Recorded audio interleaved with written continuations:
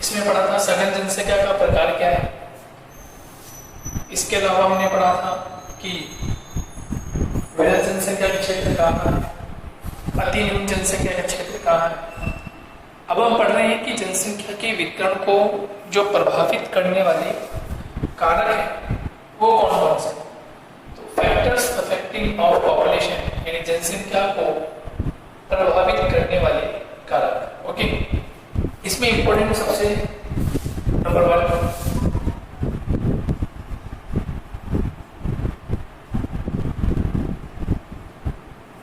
है अवस्थिति। इसे हम कहते हैं लोकेशन। किसी भी प्रदेश की अवस्थिति, उसकी लोकेशन किस प्रकार की है, जनसंख्या के वितरण को सबसे ज्यादा प्रभावित करता है। फॉर एग्जाम्पल हम देखें 3 कैटेगरी में हम इसके एग्जाम्पल को देखेंगे। नंबर 1, यदि हम पर्वतीय क्षेत्र की बात करें तो यहां जनसंख्या का जो वितरण होगा वो डिफरेंट होगा, अलग अलग होगा। इसी क्षेत्र में जनसंख्या बहुत विरल पाई जाएगी। यदि इसके दूसरे पहलू पर देखें तो पर्वतीय क्षेत्र पर सुविधाएं भी नहीं होती, आवास बनाने की प्रॉब्लम आती है, अनेक सुविधाएं मिलेंगी। जैसे हमने कल पढ़ा था पेयजल, जलापूर्ति होना चाहिए, आवास बनाने के समतल मैदान होना चाहिए। तो पर्वतीय क्षेत्र पे आपको वो नहीं मिलेगा। यदि हम दूसरी बात करें पर्वतीय क्षेत्र के बाद पठारी क्षेत्र की बात करें तो इस पठारी क्षेत्र पर भी जनसंख्या पाई तो जा सकती है, लेकिन उतनी जनसंख्या नहीं पाई जाएगी जितनी मैदानी क्षेत्र में होगी, जितनी मैदानी क्षेत्रों में पाई जाएगी। कहने का मतलब मैदानी क्षेत्रों में जनसंख्या का 100% वितरण होगा, पठारी क्षेत्र पर ये लगभग 40 से 50% इसका क्षेत्र हो जाएगा, और पर्वतीय क्षेत्रों पे आते आते यहाँ जनसंख्या का जो एरिया होगा वो लगभग 10 से 20% होगा। तो इसमें हमने देखा कि किस प्रकार से किसी भी प्रदेश की जो अवस्थिति होती है वो कितनी प्रभावित करती है, किसी भी जनसंख्या के वितरण को कितना प्रभावित करती है। जनसंख्या को प्रभावित करने वाले कारक को बताते हुए या कारकों की विवेचना कीजिए। जनसंख्या को प्रभावित करने वाले कारकों की विवेचना कीजिए। अब आपको 4 या 5 या 6 यदि लॉन्ग क्वेश्चन में आता है तो कम से कम 4 नंबर का क्वेश्चन आता है तो आपको 7 से 8 बिंदु लिखने पड़ेंगे, पॉइंट्स आपको डिस्क्राइब करने पड़ेंगे, तब जाके वो आपको मार्क्स दे सकता है।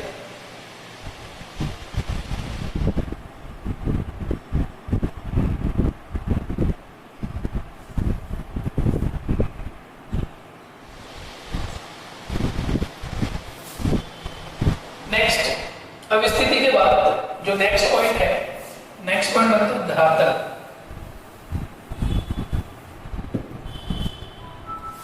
धरातलीय स्थिति किस प्रकार की, या तो आप इसे धरातलीय बिंदु में भी लिख सकते हैं, अवस्थिति में भी लिख सकते हैं।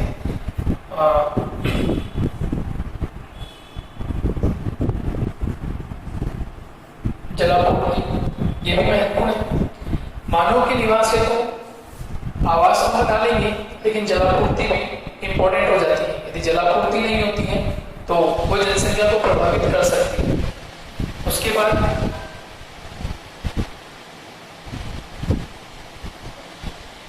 जलवायु की दशा, ये भी इंपॉर्टेंट होता है कि जलवायु की दशा किस प्रकार की है। अब जलवायु की दशा 3 प्रकार से हम देख सकते हैं। एक होता है उष्ण, शुष्क, एक होता है समशीतोष्ण प्रकार की,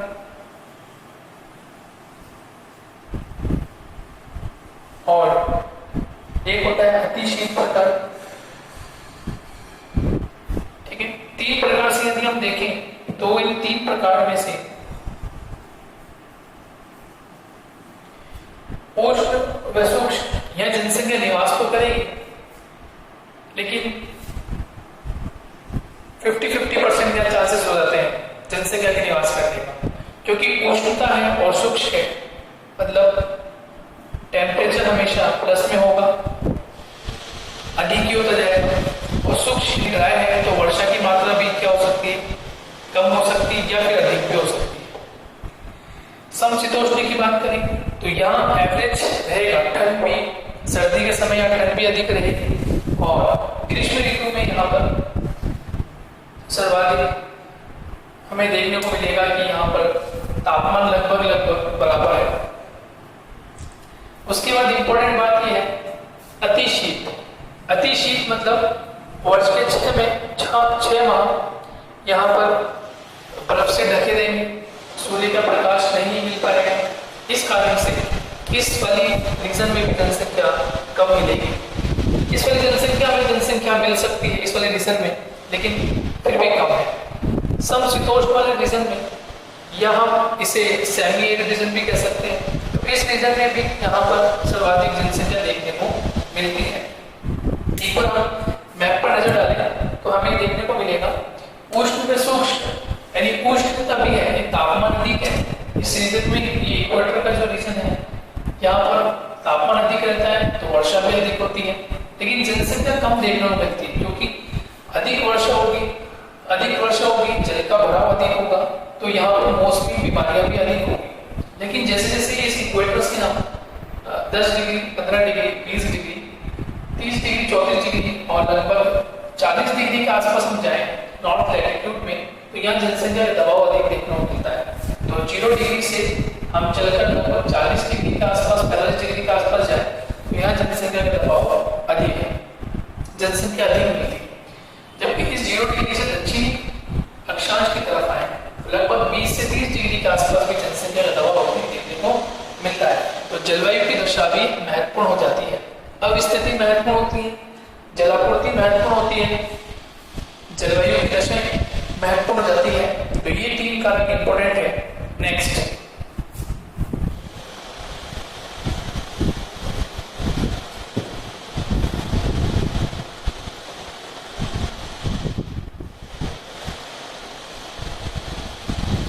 उसके बाद इंपॉर्टेंट हो जाता है इसके अंदर कि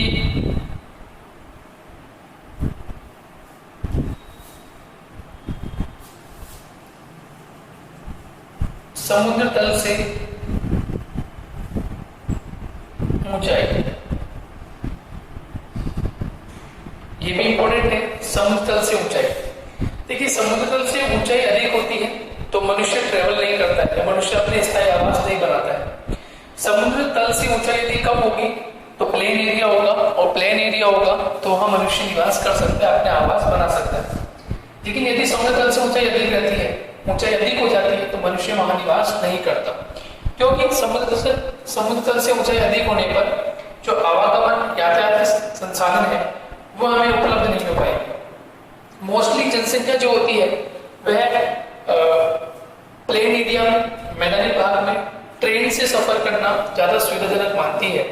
लेकिन जैसे जैसे हम ऊंचाई पर जाएंगे, पर्वतीय क्षेत्रों की ओर जाएंगे, तो वहां पर ट्रेन रेल सेवा नहीं होगी, बल्कि वहां पर सड़क सेवा अधिक होगी। इसलिए समुद्र तल से ऊंचाई भी बहुत बड़ा मैटर है कि किसी भी जनसंख्या के वितरण को प्रभावित करने के लिए बहुत इंपॉर्टेंट कारक बन जाता है।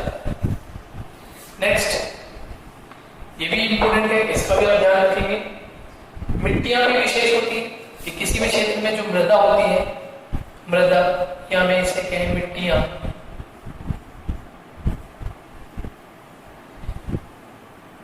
मृदा या मिट्टियां, ये भी महत्वपूर्ण होती है। ये महत्वपूर्ण इसलिए होती है, इसका कारण क्या है कि जनसंख्या को प्रभावित करने वाले कारक में मृदा एक महत्वपूर्ण भूमिका अदा करती है, क्योंकि मनुष्य निवास करेंगे तो मनुष्य के लिए ऊर्जा पूर्ति के लिए, भोजन के लिए हमें फसल उगाना पड़ेगा, और फसल उगाने के लिए हमें मृदा की आवश्यकता होगी, क्योंकि जो पेड़ पौधे होंगे, जो फसल होगी वो कहाँ पर उत्पन्न होगी, मृदा में, मिट्टी में उत्पन्न होगी। तो मिट्टी यदि उपजाऊ होगी तो हम अधिक फसल उत्पन्न कर सकते हैं, उत्पादन अधिक प्राप्त कर सकते हैं। इसलिए मृदा या मिट्टियां महत्वपूर्ण साधन बन जाता है। इसके अलावा खनिज संसाधन देखें तो खनिज संसाधन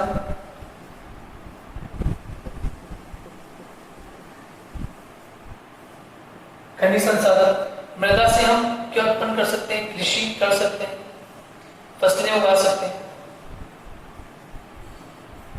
ठीक है, ये इंपोर्टेंट है।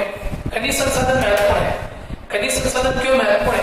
किसी भी उद्योग को लगाने के लिए, उसको चलाने के लिए, वृद्धि करने के लिए हमें खनिज संसाधन की आवश्यकता पड़ेगी।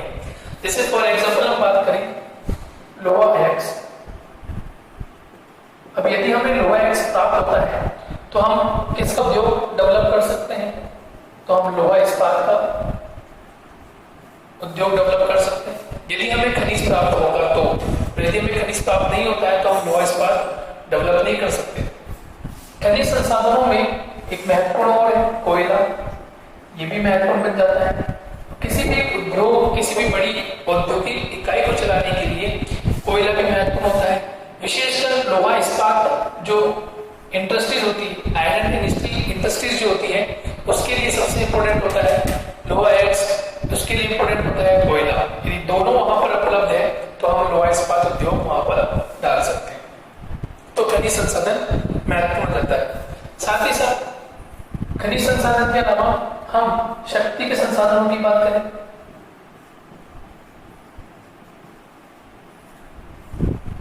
शक्ति संसाधनों की बात करें तो शक्ति संसाधनों में कोयला इंपॉर्टेंट है, कोयला महत्वपूर्ण हो जाता है, पेट्रोलियम महत्वपूर्ण हो जाता है। ये भी महत्वपूर्ण होता है कि शक्ति के संसाधनों में कोयला, पेट्रोलियम, या जैसे जैसे हम 21वीं सदी की ओर जा रहे हैं या हम प्रगति की ओर जा रहे हैं तो कुछ हम नए उत्पाद भी देखते हैं। और नए उत्पादों में हम देखते हैं कि सौर ऊर्जा का उत्पादन हम कर रहे हैं, पवन ऊर्जा का उत्पादन हम कर रहे हैं। ये जो है सौर ऊर्जा है, पवन ऊर्जा है, बायोमास है, बायोगैस है, इसके माध्यम से भी शक्ति हमें प्राप्त होती है। चाहे तो हम इसमें एक जल विद्युत शक्ति भी लिख सकते हैं, ये भी शक्ति के संसाधन है। तो जहां पर शक्ति के संसाधन अधिक होंगे, कोयला, पेट्रोलियम, जल विद्युत, सौर ऊर्जा या पवन ऊर्जा जैसी चीजें होंगी, वहां पर जनसंख्या अधिक निवास करेगी। और जहां पर इस प्रकार की एक्टिविटी नहीं होगी वहां जनसंख्या बिल्कुल विरल होगी या बिल्कुल कम देखने को मिलेगी। जैसे जैसे हम आगे बढ़ते हैं तो कुछ इंपॉर्टेंट फैक्टर और आ जाते हैं। और इंपॉर्टेंट फैक्टर में क्या आ जाते हैं? जब ये चीजें उपलब्ध होगी तो वहां जनसंख्या निवास करना शुरू करेगी, और जब जनसंख्या निवास करना शुरू करेगी तो ट्रेवल भी करेंगे लोग, और जब लोग ट्रेवल करेंगे तो उनके लिए आवश्यक होगा परिवहन। ये इंपॉर्टेंट हो जाता है, परिवहन भी इंपॉर्टेंट होगा, क्योंकि लोग ट्रेवल करेंगे। इसलिए कारण ये बनता है ट्रेवल करने का, ट्रेवल लोग इसलिए करेंगे, खनिज संसाधनों की आपूर्ति होगी, शक्ति संसाधनों की आपूर्ति होगी, कृषि फसलें इनकी आपूर्ति होगी, तो उन्हें एक स्थान से दूसरे स्थान को लाना पड़ेगा। कोई कृषक अपनी भूमि में कृषि करता है तो उस कृषि को प्राप्त करने के बाद उसे मंडी लाएगा, तो आवश्यकता किसकी पड़ेगी? परिवहन की आवश्यकता पड़ेगी। खनिज संसाधन, खनिज की जब हम खनन क्रिया के माध्यम से उसे हम प्राप्त करेंगे, उसे हमें इंडस्ट्री तक लाना पड़ेगा, तो उसके लिए हमें किसकी आवश्यकता पड़ेगी? परिवहन की आवश्यकता पड़ेगी। मजदूर लोग औद्योगिक इकाइयों में जाएंगे कार्य करने के लिए, तो किसके माध्यम से जाएंगे? परिवहन के माध्यम से, तो हमें परिवहन की आवश्यकता पड़ेगी। अब इन परिवहनों में मुख्य रूप से सड़क परिवहन और रेल परिवहन, ये दो महत्वपूर्ण बन जाते हैं कि सड़क परिवहन और रेल परिवहन। देखिए, रेल परिवहन मोस्टली समतल भाग में ही बिछाई जा सकती है या लगाई जा सकती है। रेल परिवहन समतल भाग में ही लगाई जा सकती है, लेकिन सड़क परिवहन जो होता है, इन सड़क परिवहनों के माध्यम से हम दोनों ही जगह, यानी पर्वतीय क्षेत्र में भी हम सड़क परिवहन का निर्माण कर सकते हैं, और साथ ही साथ मैदानी भागों में भी हम इसका विकास कर सकते हैं, पर्वतीय भागों में भी और मैदानी भागों में। लेकिन रेल परिवहन जो होगा ये मोस्टली 95% जो होगा वो 95% ओनली मैदानी भागों में ही होता है। इसलिए ये इंपॉर्टेंट होता है कि जनसंख्या को प्रभावित करने वाले कारकों में अवस्थिति महत्वपूर्ण होती है, वहां का धरातल महत्वपूर्ण होता है, और धरातल महत्वपूर्ण होता है तो अन्य कारक भी वहां पर बनना शुरू करते हैं। जलवायु की दशा महत्वपूर्ण होती है, समुद्र तल से ऊंचाई महत्वपूर्ण है, मृदा, मिट्टी या कृषि फसलें महत्वपूर्ण हो जाती हैं। और साथ ही साथ खनिज संसाधन, शक्ति के संसाधन ये भी महत्वपूर्ण होते हैं, परिवहन भी महत्वपूर्ण होता है, औद्योगिक इकाइयां महत्वपूर्ण होती है। और फिर इसके बाद जैसे जैसे हम आगे की ओर मनुष्य निवास करना शुरू करता है, रहना शुरू करता है उस क्षेत्र में, तो वहां की राजनीतिक स्थिति, उस प्रदेश विशेष की राजनीतिक स्थिति भी उसको प्रभावित करती है। इसके बाद वहां की संस्कृति व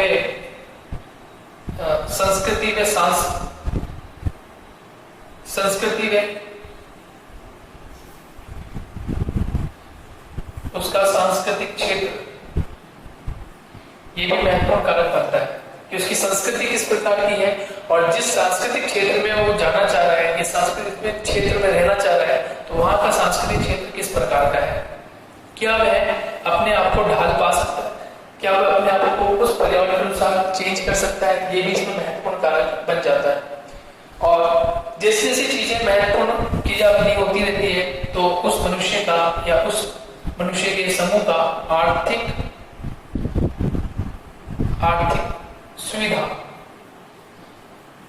सुविधा उसको प्राप्त होना शुरू हो जाती है और वह वहां पर निवासी होना शुरू कर देता है। तो इस प्रकार से हमने देखा कि जनसंख्या को प्रभावित करने वाले कारक कौन कौन से हैं। नेक्स्ट हम देखते हैं कि ऐसे कौन कौन से विश्व महाद्वीप में ऐसे महाद्वीप है जहां पर सर्वाधिक जनसंख्या का समूह निवास करता है, तो उसे भी हमें देखना है। नेक्स्ट हमें पढ़ना है कि विश्व में जो मानव जन समूह है वो सर्वाधिक कहाँ निवास करता है। तो मोस्टली इसके 4 सबसे फेमस स्पॉट हैं। जनसंख्या महासमूह जो है, जनसंख्या का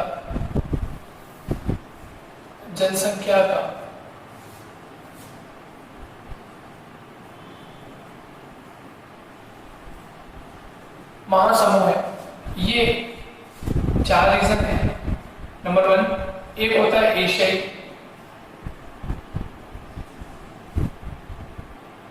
एशियाई महासमूह।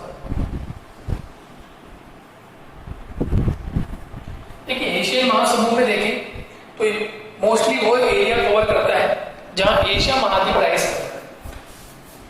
यदि यहां से शुरुआत करें तो सऊदी अरब रीजन है, पाकिस्तान, इंडिया, इंडोनेशिया वाला रीजन, फिर यहाँ से Philippines, Taiwan, China, Japan, Russia वाला रीजन, रशिया का ईस्टर्न पार्ट, और यहाँ से कवर करता हुआ यूराल श्रेणी यहाँ स्थित है। और यूराल श्रेणी के बाद का जो ये पूरा पार्ट है ये पूरा एशिया है। अब इस एशिया रीजन में भी 3 पार्टीशन किए हुए हैं।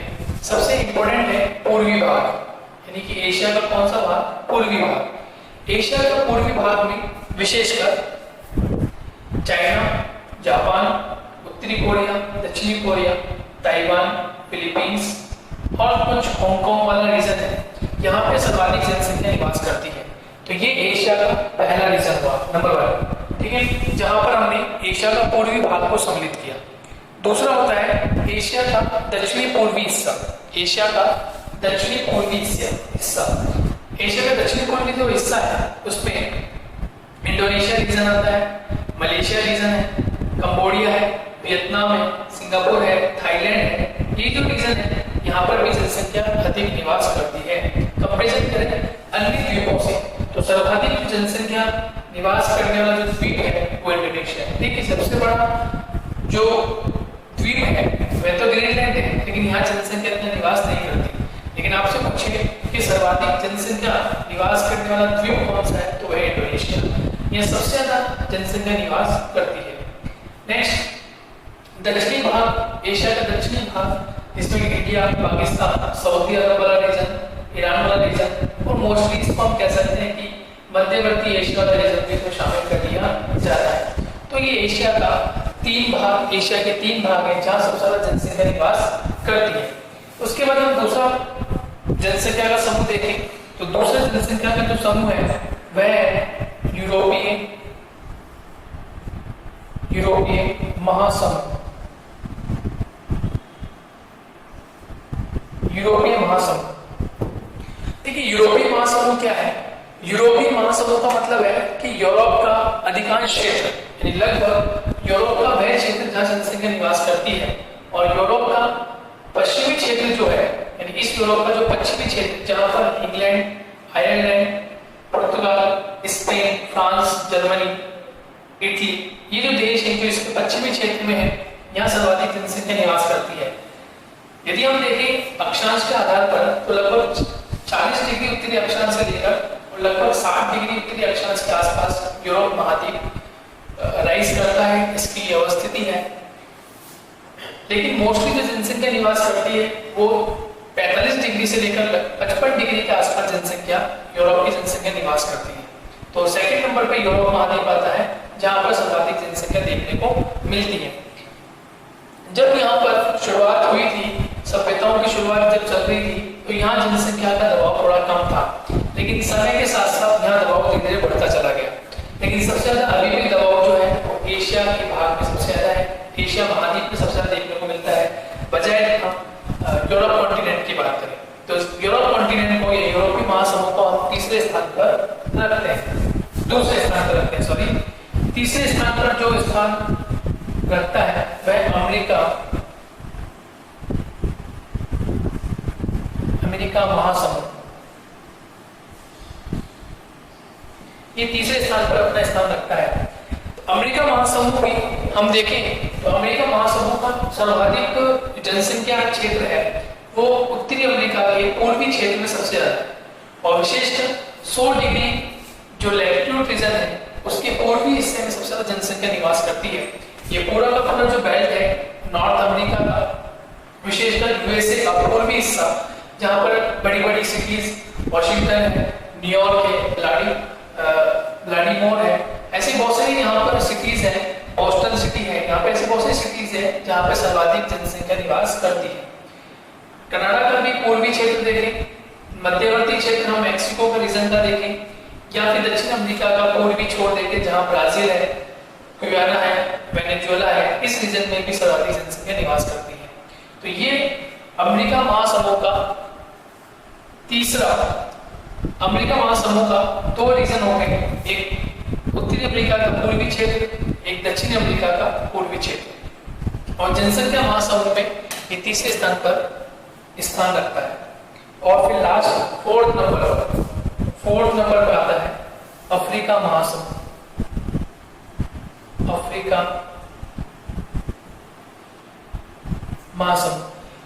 महासमूह, इसे हम अंध महाद्वीप की संख्या भी देते हैं इस वाले रीजन में। ये फोर्थ नंबर पे रहने का इसका प्रमुख कारण यह है कि इसका लगभग आधा हिस्सा, यानी कि सारा भूस्थल क्षेत्र है, यहाँ जनसंख्या बहुत ही कम पाई जाती है। दूसरा कारण क्या है, इस महाद्वीप से तीनों ही रेखा गुजरती है, तीनों ही अक्षांश रेखाएं गुजर रही है। जैसे सबसे ऊपर के हिस्से में कर्क रेखा, मध्यवर्ती वाले हिस्से में भूमध्य रेखा, और सबसे दक्षिणी वाले हिस्से में कर्क रेखा, सॉरी मकर रेखा। तीनों अक्षांश जो मुख्य अक्षांश रेखाएं हैं, कर्क रेखा, भूमध्य रेखा और मकर रेखा, तीनों रेखा गुजरने के कारण यहाँ पर वर्ष भर सूर्य का प्रकाश सर्वाधिक रहता है, और सूर्य का प्रकाश सर्वाधिक रहने के कारण मैंने आपको बताया कि यहाँ तापमान अधिक होगा, और यदि तापमान अधिक होगा तो यहाँ वर्षा भी अधिक होगी, और जब वर्षा अधिक होगी तो वनस्पति की सघनता भी अधिक होगी, और वर्षों की सघनता अधिक होने के कारण यहाँ पर जल की भराव क्षमता अधिक है, और इस कारण यहाँ पर अधिक जानवर पाए जाते हैं, जो कि पूर्ण रूप से देखा जाए तो मानव के आवास के लिए सही स्थिति पैदा नहीं करती। इसलिए ये चौथे नंबर पर राइज करता है अफ्रीकी महासमूह। तो आपसे क्वेश्चन पूछ सकता है कि जनसंख्या महासमूह कितने हैं पूरे वर्ल्ड में, तो मोस्टली 4 रीजन, एशिया महासमूह, यूरोपीय महासमूह, अमेरिका महासमूह, अफ्रीका महासमूह। तो आप इन चारों का ध्यान रखिएगा। लेकिन सबसे इंपॉर्टेंट जो क्वेश्चन बनता है वो सबसे इंपॉर्टेंट क्वेश्चन बनता है कहाँ से, कि जनसंख्या के वितरण को प्रभावित करने वाले कारक कौन कौन से हैं, किन्हीं 8 बिंदुओं को समझाइए। या आपको देखना पड़ेगा कि ये जो क्वेश्चन पूछा गया है कितने मार्क्स में पूछा गया है, उसको ध्यान में रखते हुए आपको वो देना है। नेक्स्ट वीडियो में बात करेंगे घनत्व की, कि विश्व जनसंख्या का घनत्व क्यों इंपॉर्टेंट होता है और क्या कारण है कि जनसंख्या वितरण और घनत्व को अलग अलग रखा गया है। देखते हैं नेक्स्ट वीडियो।